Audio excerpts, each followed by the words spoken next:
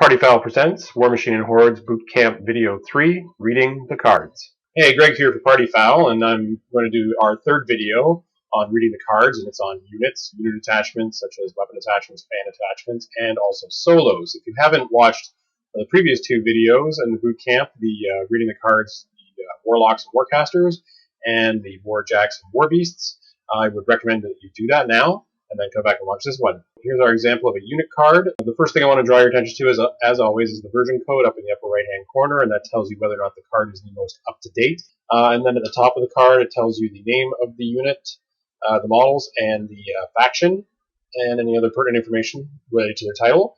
So this says that they're Tharn Blood Trackers, and it is a circle unit, so the faction can be very important for whether or not abilities or spells can be applied to this unit. If it's a friendly faction unit, then both the model providing the buff and the unit must be circle. And if there's anything that buffs Tharn Blood Trackers or Tharn models, then that would apply to this unit as well. It's important to note that because this is a unit, all the models that are related to this unit will activate at the same time, and that is different than solos or warcasters or warbeasts. You can check out our video for units to see more information on how that works. And then below that is the ever important stat grid, and it tells you that the leader and the grunts both have the same stat grid. Some cards will have a separate stat line for leaders as opposed to the grunts. The leaders may have a slightly improved stat line. As always, you can see the first number in that stat line is the speed, and that is always measured in inches from the model's base to the point of its destination, and that is the maximum speed that the model can move on a full advance. Obviously, if you're running, you're moving double that speed. Charging, you're adding +3, etc. The next number is the strength, and that is used for throws and for making melee attacks.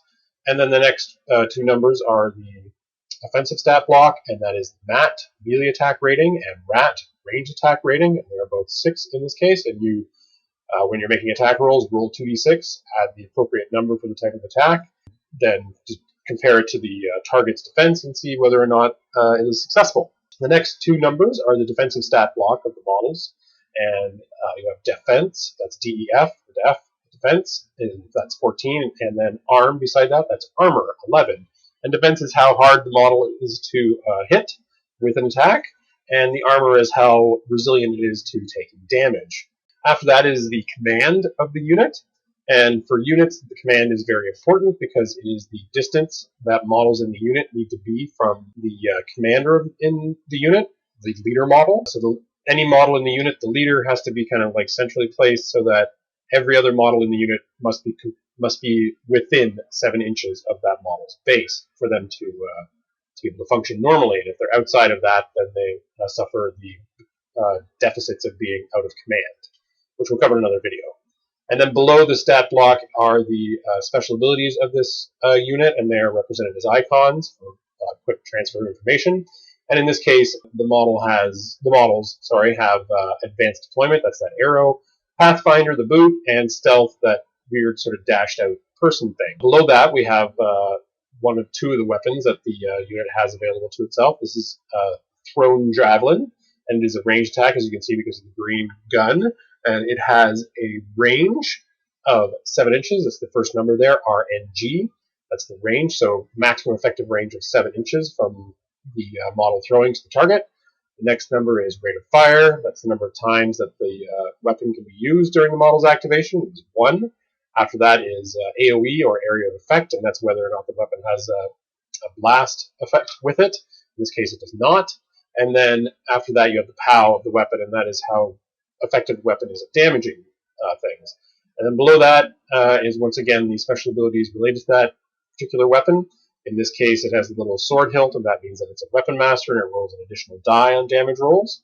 Below that, we have the unit's melee weapons. So I guess it's important to note that all models in the unit have both of these weapons available, so they can make ranged attacks or melee attacks, depending on where the model is positioned in terms of the enemy and what they want to make. So its melee weapon is a fighting claw, and it is a melee weapon because it has that little sword orange icon thing there, and its range is RNG. That's the distance the target must be from the model that's making the attack, and in this instance it says 0.5, and that means that it has a melee range of half an inch. Beside that is the POW of the weapon, and that's the number you add to the model's strength to get the total PNS, or power plus strength, of the weapon. In this case, it's 9. Something you'll notice that's missing from this card that we've had on all the other cards that we've been looking at is there are no damage boxes, there's no life spiral, there's no damage grid or anything like that.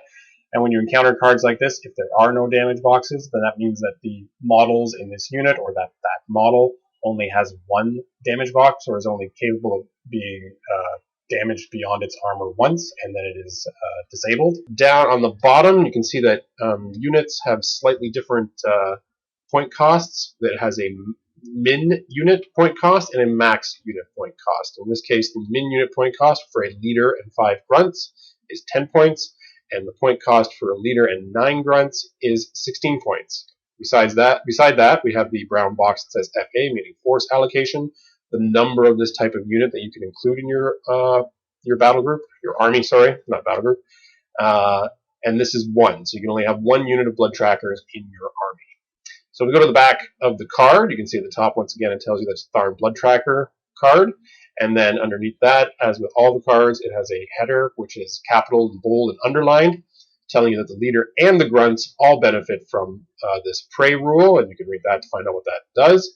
And then below, it tells you that the thrown javelin has the thrown rule, and that applies only to the thrown javelin, not to the melee attacks that this unit has. Okay, so that's our unit card, and now we'll move on to an attachment card, and this is the command attachment for the blood trackers, and I'll go over this one in detail. Once again, in the top right is the version number to make sure you're using the right version of the card, and then on the top it says that it is Nuala the Huntress Circle Tharn Blood Tracker Command Attachment. So a lot of information there. It's a Circle faction model, it's also a Tharn model, it's a blood tracker model, and it's also a command attachment. So all the buffs and stuff that require friendly faction can only be transferred from a Circle model to this model. If it's a buff that provides a buff to a Tharn model, this is a Tharn model. A blood tracker model, it's also a blood tracker. And then below that, you have her stat block, and it says Nuala 1 to tell you that this is, if they come out with a second version of Nuala, that this is Nuala 1's stat block. First number is speed, 7 inches. Then strength 6, and then her offensive stat block, and you can tell immediately that her offensive abilities are better than the standard unit, where her mat or melee attack rating is 8 compared to 6 for the regular blood trackers, and range attack rating is 7 compared to 6 for the blood trackers. Her defensive stat block, on the other hand, is exactly the same as the blood trackers, with a defense, a DEF of 14, and arm or armor of 11. Her command is 9, and it's important to note that since Nuala is a command attachment, that her command of 9 becomes the important command value for determining whether or not models are in command. So models in the unit need to be 9 inches away, like maximum of 9 inches away from Nuala, when at the start of the unit's activation, to be within command and be able to function normally. If they are outside of that command range, then they will be out of command and suffer the deficits of being out of command. Below that, we have all of the special abilities and the icons that represent those special abilities below the stat block. And you have Advanced Deploy, the arrow one, and then an officer icon, that's Sergeant Stripes, Parry, those cross swords, the boot one, which is Pathfinder, and then the dashed person, which is Stealth. And like I mentioned, since she is a command attachment, she becomes the officer for the unit, and her command value is used to determine whether models are in command or not. And there's all the rules for promoting and taking command if the commander dies. And then below that, we have her weapons that are available to her, and she has a thrown javelin that's identical to the Tharn Blood Tracker's thrown javelins, and a fighting claw that's identical to the Tharn Blood Tracker's fighting claw, with the exception that it is a Weapon Master fighting claw, as you can tell by that sword hilt icon below the fighting claw stat box. Then down below the picture, you have a damage boxes for this model. That means that unlike the Tharn Blood Tracker unit that does not have damage boxes, that means if they take 1 point of damage, they die. Nuala can actually take 5 points of damage in excess. Well, if she takes 5 damage boxes in excess of her armor 11, then she will be dead. Then down below, you have the point cost for the unit at the bottom right, and this is 4 for Nuala. And beside that, the brown box tells you, or black brown box tells you that the FA or force allocation, the number of these that you can have is C, which is character. That means that she is unique and you can only have one in each army that you're using. So if we go to the back, there's obviously a lot more information on the back of Nuala's card than on the Blood Tracker unit card. At the top, tells you it's Nuala the Huntress's card. Tells you below that it's an attachment for Tharn Blood Tracker units, so it can only attach to Tharn Blood Tracker units, and once it's attached, it becomes part of that unit. And then below, once again, there's a title header that has caps and bold and underline that tells you that the information that is below that all applies to Nuala 1. And some important information about some of that stuff is granted Swift Hunter. That means that while this model is information, models in unit gain Swift Hunter, which is an ability. So while she's on the table, she gives the unit Swift Hunter, and she herself has it. Then below that is the prey, which is just to be complete because the blood trackers have it, so she needs to have it as well if she's going to work with the unit. And then tactics, quick work. Tactics is an ability that just gives that ability to the unit. So even if Nuala is killed or removed from play, the models in that unit still retain quick work. And below that is the Thrown Javelin rules, which are identical to the Thrown Javelin rules for the Blood Trackers. Okay, so finally we have a solo card. You can see that it has a version code, just like all the other cards, so make sure you're using the appropriate card. At the top it has the title and has the title for the card, and it's a Black-clad Stone Shaper, Circle Solo. Solo is kind of unique from units and stuff like that because he operates independently, has his own little activation that he does, doesn't have to stay in command and all that type of things. And it's also important to note that he is a black-clad model, so any abilities or targetable abilities that require a model to be black-clad, this would satisfy that for being a black-clad.